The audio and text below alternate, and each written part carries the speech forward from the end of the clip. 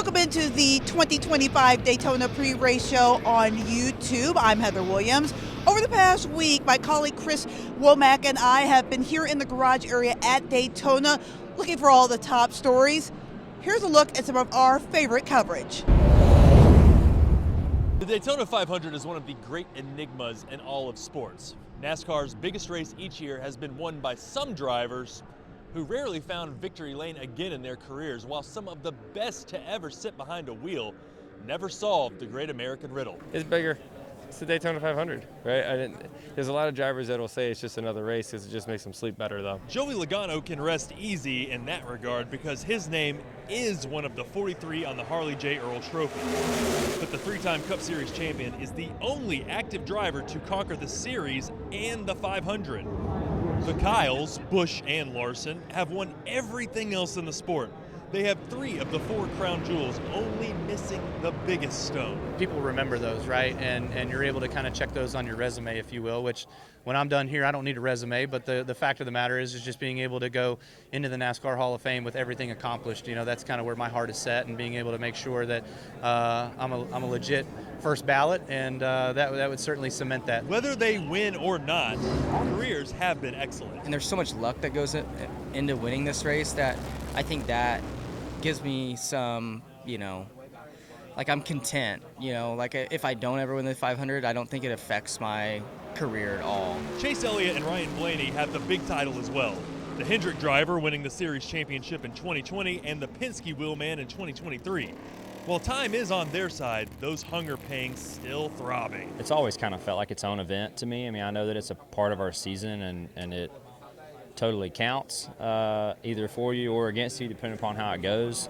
But it's, it just has such a different vibe to it than most of the weeks that we run. Some of the sport's legends, names like Earnhardt and Petty, were able to conquer the 500, while other drivers like Trevor Bayne and Mario Andretti notched their first and only career Cup Series wins here at the Great American Race. At Daytona International Speedway, I'm Chris Womack. If it feels like you need a driver's entry list to keep up with all the changes this season, don't worry, you're not alone. Change is the theme for 2025, meaning that there are more drivers than ever that are more optimistic about this season. I feel comfortable right now. I feel the excitement. I feel confident. Noah Gragson walks the media day red carpet representing his 3rd new team in as many seasons. He's one of 13 full-time drivers with different teams or different car numbers than they had last season. I feel like we're in a good spot, but I don't know if we're at the end of the road or if we're just at the beginning, but if we're just at the beginning, that's double thumbs up for me. A lot of the change is a result of Stewart-Haas Racing closing its doors, leading to the staff spreading out on other teams. Nice new race suit. Yeah, it's nice and bright. For Todd Gilliland, he'll be with the same team he was in 2024, but with a different car number. Even walking to the haulers and all that stuff, right? With the 38 versus 34, they're right next to each other. You have to make the choice, right? Which one you're going into. So it's a little bit different, but like I said, for me, I'm used to it by now and ready to be a 34 guy. Another new face in a somewhat new place is New Zealand phenom Shane Van Gisbergen, who will be driving full-time this season for Trackhouse Racing. Trying to integrate myself as part of the team, and try and improve in areas that I've experienced around the world. There's different things we could do better, and I think already we're seeing the benefits of that. And the thing of it is that drivers don't really have a lot of time to feel out their new situations. There was just one practice before qualifying for the Daytona 500 later tonight. At the Daytona International Speedway, I'm Heather Williams. NASCAR has seen a lot in its days, but Toni Breidinger is something new. I carry it with a lot of respect, and it's always cool to be the first, but I always say that I don't want to be the last. So. It's not just that the daughter of a Lebanese mother is the first Arab-American woman to race in a national series. I wouldn't say the journey's been easy by any means, but I feel like I've learned to really appreciate the challenges and kind of trust the whole process. It's not just that she's also a social media tycoon. 2.5 million followers on Instagram. How weird is it to have 2.5 million people that are interested in your life? Yeah, I would say it's cool. I mean, it's awesome that I can reach such a wide demographic. And it's not just that she's also a model. working on campaigns with Victoria's Secret and appearing in the Sports Illustrated swimsuit issue. I always joke, like the people in the modeling space, at least for me that I've worked with, it's everyone's like very like gentle and so nice, where this is a little bit more like kind of like cutthroat and aggressive, I would say. It's all of it combined that has heads turning. I feel like Hannah Montana because I have like these two different lives that I'm living and they're like polar opposite. Each of her passions had its own path, but they all converged into a strengthening force. Powerful enough to earn her a spot with Tricon Garage for her first full truck season. With the one-offs, it's kind of like almost like you feel like it's like your one shot, like make it or break it, where this I feel like you can really just kind of focus on like the bigger picture overall, and it's nice to know that, you know, whatever happens at Daytona, you still have like a race the following weekend. But some NASCAR fans reject newness, a resistance that pops up every now and then in the mentions. Sometimes I'll be scrolling to kind of read positive comments, a negative one will pop up, and sometimes I can brush it off, or like if you end up having a bad day, you start thinking about that comment. So yeah, I would say it's just a balance of just knowing that they're not part of your inner circle, they don't really know what's going on. Just like the people who didn't know holding multiple high-profile jobs was possible. Toni Breidinger. But instead of figuratively scrolling past those doubters, she hopes to prove them wrong every weekend by showing them something they've never seen before. People say you can't do both. I mean, I immediately think, why not? Yeah, exactly. Like, why not? Like, just because it hasn't been done before, to think that nobody can do it, I feel like you're already kind of, you know, creating like a ceiling for yourself that you can't think you can't achieve it. So, yeah, hasn't been done before. Cool. I'll be the first one, I guess.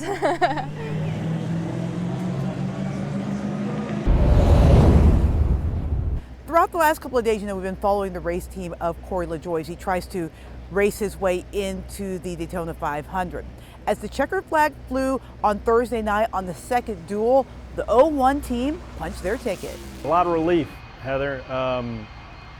There wasn't too much stress leading up to the event, but as you get into it and you start hearing 6 laps to go, 5 laps to go, and you got one eye on your mirror, you got one eye out the windshield. Just talk about what this means. I mean, this feels very much on brand with all your stacking pennies brand that you have, and just being able to do that little. It's been my whole career.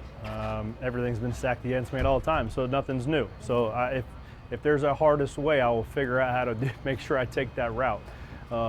Sometimes that's good, sometimes that's bad, but it's going to be great this week. It's been a great week so far. It's been fun working with these guys. They brought me a great race car, and I'm glad we can get that Durham Max Take 5 Mustang in the show. And the work is not over for LaJoie and his team from Rick Ware Racing. LaJoie finished 4th in last year's Daytona 500, so there's no reason to think that they can't be up front mixing it up again. At the Daytona International Speedway, I'm Heather Williams. Whenever the green flag drops at any race, Joe Gibbs Racing is a threat, if not an outright favorite, to be the first to the checkered flag. But JGR is more than a team. For Gibbs, it's also a family legacy. Joe Gibbs has a vested interest in 4 cars at the Daytona 500, but only one of them is personal. His grandson, Ty Gibbs, pilots the 54. It has its ups and downs, right? Family business has its ups and downs, and we all know that, but it's been really fun. I've been very fortunate to be in the position I'm in to, work with these guys. And these guys now include 2 of his cousins. And they root for me as much as I root for them. Ty boy. Miller Gibbs. Very cool, very cool. I'm very, very proud of him. Just to get to see him kind of develop and kind of go up through the ranks as quickly as he did. And his older brother Jackson, who has been working for the team for several years, but moved to the 54 last season. He's a handful.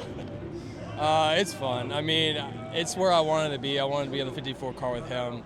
Obviously, he's family, so that little goober means everything to me. When the 3 grandsons of Joe Gibbs were young, Ty set his sights on driving a race car, while Miller and Jackson leaned towards football. I played Pop Warner, for 2 years. Back when we were all the same size, but I'm not the biggest guy, so it's probably the best I didn't do that. I remember watching him, and no one hit harder on the field than that kid. Like, he was a hard hitter. I think Ty works really well when he's kind of alone and gets to lock in, as opposed to myself and Jackson. I think we really enjoyed the team, kind of aspect of football. Both ended up at App State. Quarterback Jackson's last season being 2019.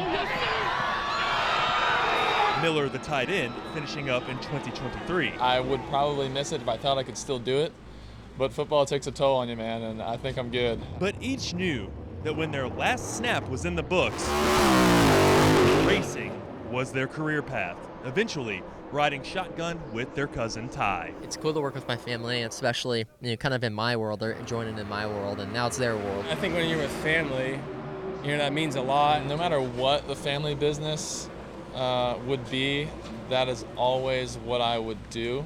No matter what it was, then maybe if we were selling something like shrink wrap or something, I might have been like, maybe not. But so blessed, obviously, to be able to get to be a part of something that is as cool as this is. Although the football side pops up every now and then. Jackson tackled me the other day and got my shoulder a little tweaked. I think he'll be all right. Don't be soft, Ty. Ty and the 54 team can't afford to be soft this weekend because they're starting 23rd in Sunday's Daytona 500. At Daytona International Speedway, I'm Chris Womack.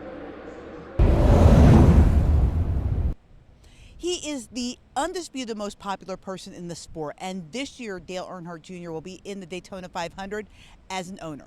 He's been taking it all in and enjoying the ride.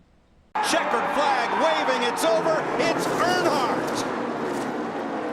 Dale Earnhardt Jr. is no stranger to success in the Daytona 500, and his love for this place runs in the family, even though it's a place where the Earnhardts have lost so much. I probably need a psychiatrist to describe it, but I'm not. When Daddy loved Daytona, and loved winning here, and he just loved to win any race here. But making the race as an owner has brought out an entirely different set of emotions. We have kind of tried to downplay how badly we want to race in the Cup Series, at least I have, and it's like, it's one of them things where you're like, man, if it's meant to be, it's meant to be. I'm not gonna make it drag down all the other great things happening in my world, and but man, we got here and we got a taste of it. It's something driver Justin Allgaier understands. The defending Xfinity Series champion knows the weight of this drive for the Earnhardts and the fans. To see them as excited as they are, to see them, want this to be successful, I think it not only gives our fans a lot of hope of, what the future looks like for Junior Motorsports, but I really think that it gives the employees at Junior Motorsports a clearer picture of how much passion Dale and Kelly have for this race team and for this sport. Junior's team will have a little bit of work to do if they want to win the Daytona 500. They roll off 19th, but it is Daytona, so anything's possible. At the Daytona International Speedway, I'm Heather Williams. The Daytona 500 is one of the great enigmas in all of sports. NASCAR's biggest race each year has been won by some drivers who rarely found victory lane again in their careers, while some of the best to ever sit behind a wheel never solved the great American riddle. It's bigger. It's the Daytona 500, right? There's a lot of drivers that will say it's just another race because it just makes them sleep better, though. Joey Logano can rest easy in that regard because his name is one of the 43 on the Harley J. Earl Trophy. But the three-time Cup Series champion is the only active driver to conquer the series and the 500. The Kyles, Busch, and Larson have won everything else in the sport. They have 3 of the 4 crown jewels, only missing the biggest stone. People remember those, right? And you're able to kind of check those on your resume, if you will, which when I'm done here, I don't need a resume, but the fact of the matter is just being able to go into the NASCAR Hall of Fame with everything accomplished. That's kind of where my heart is set, and being able to make sure that I'm a legit first ballot, and that would certainly cement that. Whether they win or not, careers have been excellent. And there's so much luck that goes into winning this race that I think that gives me some, like I'm content, like if I don't ever win the 500, I don't think it affects my career at all. Chase Elliott and Ryan Blaney have the big title as well. The Hendrick driver winning the series championship in 2020 and the Penske wheelman in 2023.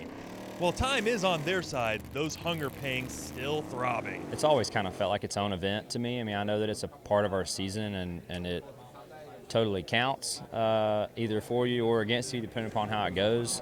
But it's, it just has such a different vibe to it than most of the weeks that we run. Some of the sport's legends, names like Earnhardt and Petty, were able to conquer the 500.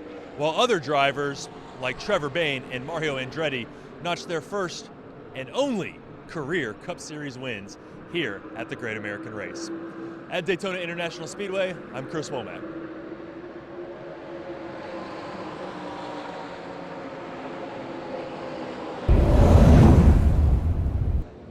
As the only African American in the sport, Bubba Wallace is used to being in the spotlight. But instead of shying away from the cameras, he's learned to embrace them. Bubba Wallace spends a lot of time in front of the camera. For the last 14 years, Smile, you're on camera. He's also spent time behind it. Picked up my dad's camera in 2011. He wasn't a photographer, he just had a camera. It may be hard to see the connection, but taking pictures and taking checkered flags actually have a lot in common. Teaches you a lot of patience, which is what you need on Sundays. And for a guy who's constantly in the spotlight, it also provides a bit of an escape. It's been something that's just taken your mind off racing for a little bit, even when you're at the racetrack shooting. He's even created an Instagram page to show off his work. It's cool to have those memories in the memory bank, and you learn as you go. Every shot is different, and every camera is different. Wallace has spent most of his time this week in front of the camera, winning his dual race on Thursday. He will start third in Sunday's Daytona 500 in search of his first 500 win. At Daytona International Speedway, I'm Heather Williams. The green flag for Sunday's race is set to drop at around 1:30, pushed up to try to beat the impending rain. Thanks for joining us here on YouTube, and enjoy the race.